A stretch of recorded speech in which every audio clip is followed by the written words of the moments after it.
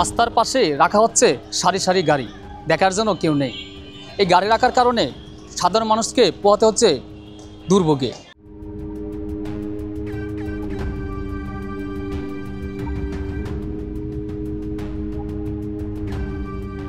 দেখতে পাচ্ছেন আমার পিছনে যেটি ফুটপাত আছে, যেখানে কিনা প্রস্রাব করে রাস্তাটাকে পুরোভাবেই নষ্ট করে ফেলেছে।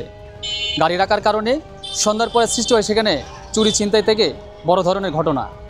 তারই প্রতিবেদন তুলে ধরার চেষ্টা করব আজকের এই ভিডিওর মাধ্যমে। হ্যাঁ, গাড়ি নষ্ট হয়েছে এই জন্য রাখছি। এটা আমরা তো প্রায় সময় দেখি যে এখানে গাড়ি পার্কিং হয়, এটা কেন?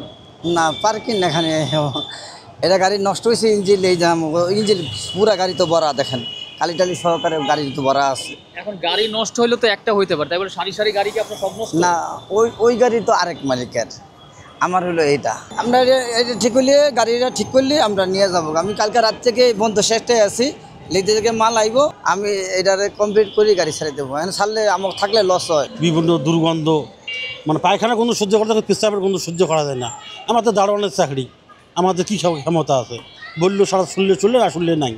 আমার এতটুকু পাওয়ার, মালিকও তো তাই বলে। এখন তাকে বুঝে সুঝে বলব, আমরা বলি কিন্তু সে এত মানে না। বিভিন্ন পাক দিয়ে শুয়ে পেশাব করে, পায়খানা করে, লোকও যাতায়াত করে, অনেক সময় কেউ ঢুকিয়ে আবার বেরিয়ে যায়। আমার তো কিছু করার নেই এখানে। এবং যাতায়াত ফ্ল্যাটের মালিক সামনে তারা উদ্যোগ নিলে এটা সম্ভব, তাছাড়া তো আমাদের কিছু বলার নেই এখানে। ভাই এটা তো একটা খেলার মাঠ, এখানে ছেলেপেলে খেলে, গাড়ি রাখে। গাড়ি এখানে আগে কয়েকদিন রাখা বন্ধ ছিল, তো তারপরে আপনার ওই শেখ হাসিনা পালায় যাওয়ার পরে তারপরে গাড়ি আবার রাখা শুরু হয়েছে। এখানে আমরা যে খেলাধুলা করি, এখানে যে বাসগুলো যে রাখে, আমাদের বল লাগে, বল দেখলে কাজ ভাঙলে তারা এসে আমাদের সাথে আবার চিল্লাপাল্লা করে। আবার দেখেন এখানে দুর্গন্ধ, ময়লা টয়লা ফালা, আমরা এখানে খেলি, ভালো করে খেলাধুলাও করতে পারি না। এই যে গাড়ি রাখার কারণে কিন্তু ওই যে দেখতে পাচ্ছেন যে পাশে কিন্তু ওই যে নোংরা হয়ে যাচ্ছে। নোংরা আমরা নিজেরা থাকিয়া, এখানে মানে ঠেকায় রাখতে পারতেছি। ট্রেনে একটা রিক্সা টোটোওয়ালা আসলো, চাপছে, ব্রেক করে যা প্রস্রাব করলো। খালি এই কোনাটা না, আপনার এই যে মেট্রো রেলের কোনা মোনা সিঁড়ির একদম ওই মাথা পর্যন্ত যা আছে প্রচুর দুর্গন্ধ। এই সামনে কয়েকটা চার দোকান আছে, মাঝে মধ্যে আমরা এই চার দোকানে বসলে এই জায়গার প্রস্রাবের গন্ধ চার দোকান পর্যন্ত চলে যায়। গাড়ি না থাকলে নোংরা হয়তো না। এখন এইটার কারণে কিন্তু আমরা গাড়ি এখানে রাখবো না। তারপরে কিন্তু গাড়ি রাখার কারণে এখানে চুরি ছিনতাই ঘটনা কিন্তু ঘটতেছে, এরকম নিউজ কিন্তু আমাদের কাছে আসছে। ধরেন স্কুল ছুটি হয়েছে, আইসা খেলতেছে, বাসায় যায় নাই, ব্যাগ টেক রাখছে, এক পাশে খেলতেছে, আরেক দিকে ব্যাগ নিয়ে চলে গেছে। এই সবসময় হইতেছে। বাসের মধ্যে দেখা গেছে ওরা আইসা আড্ডা পাড্ডা মারে। এখানে এখন 2-3টা বাস রাতের বেলা এখানে সারি সারি খালি বাস রাখে, রোড পুরো ব্লক করে দেয়। এখানে না অনেকবার করা হয়েছে, কিন্তু ওরা কথা শুনে না। এখানে আরো বাস আইনা রাখে অল টাইম, মানে বহুত এরকমই চলতেছে, বছরের পর বছর এরকমই চলতেছে। বাস তো রাখার কারণে হইতাছে, বাস রাখার কারণে আপনার একটা চিপা তৈরি হইতাছে।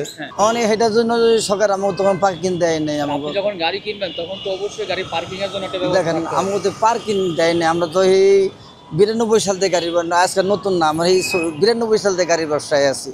কয়েকদিন আগে আপনার রাত 1টা বাজে আমি এই পাশ দিয়ে আমার একটা ফ্রেন্ডে নিয়ে আসতেছি, আপনার এই মেট্রো রেলের সিঁড়ির কোনায় দুইটা ছেলে দাঁড়ায় আছে, মানে এমন একটা ভঙ্গিমায় নিয়ে দাঁড়ায় আছে, দেখে আমার কাছে মনে হয়েছে যে ওরা ছিনতাই করার জন্যই দাঁড়ায় আছে।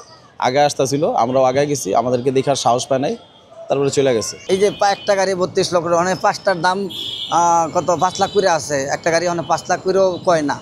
যা পাইতাম তা বেচা যাইতাম গা এখানে। আর ওই থেকে অটো গাড়ি চালাইতাম গিয়া, তার থেকে অনেক ভালোই তো।